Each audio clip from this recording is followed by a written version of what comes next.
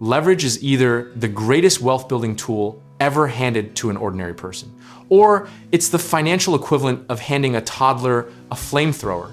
And the terrifying part is, it's both. We're talking about a mechanism that has minted more millionaires and bankrupted more dreamers than almost any other force in modern finance. So here's the engine under the hood. Leverage in real estate means you use borrowed money, usually a mortgage, to control an asset far larger than what your own cash could buy. Think of it like a crowbar. A small amount of force applied at the right point moves an enormous amount of weight. The classic example that gets everyone excited goes something like this. You put 20% down on a property worth $500,000, meaning you brought $100,000 to the table.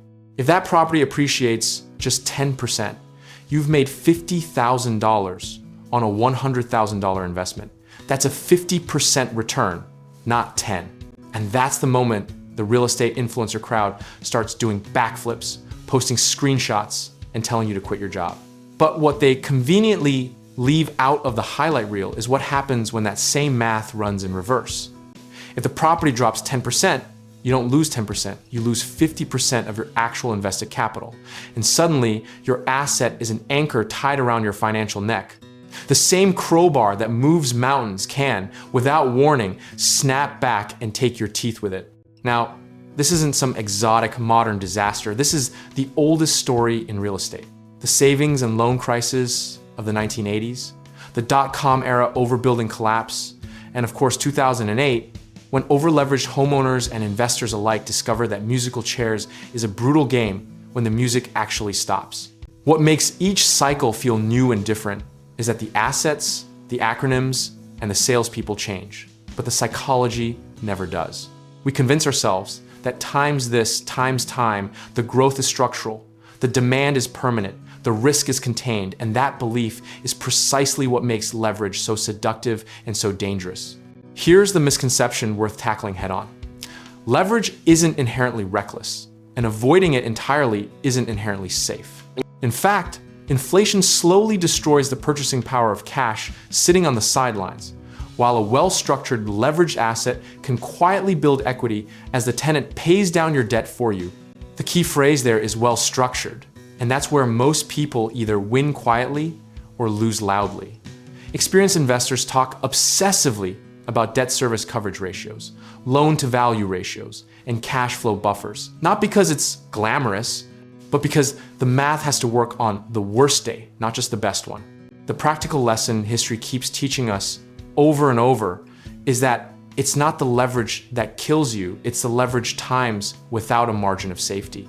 Keep your loan-to-value conservative, ensure your rental income covers your debt payment even at partial occupancy, and never, ever leverage yourself so thin that one bad month becomes an existential crisis. Position size is the unsung hero of real estate investing, and conviction is the villain we're told to celebrate.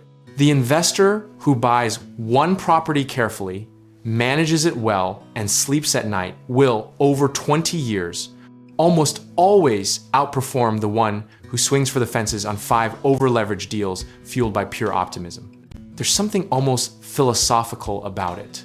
Leverage is a mirror that reflects your discipline back at you. If your process is sloppy, leverage amplifies the sloppiness. If your analysis is rigorous and your reserves are real, leverage becomes a quiet, compounding engine running in the background of your life. And honestly, the beautiful irony of real estate leverage done right is that you're building wealth with someone else's money, in an asset someone else is paying down, in a market that, over long enough time horizons, has historically tilted in your favor. You don't have to be brilliant, you have to be boring, consistent, and patient. So whether the market softens, rates stay elevated, or the next headline screams that real estate is dead, the disciplined investor's answer is always the same. Check your numbers, protect your downside, and let time do the heavy lifting. Comfort with any outcome comes not from predicting the future, but from knowing your position can survive it. And if you're ready to stop theorizing and start structuring, whether that means finding your first investment property, connecting with a contractor, or locking in financing through the right lender, check out the links in the description below, because we can help you get started.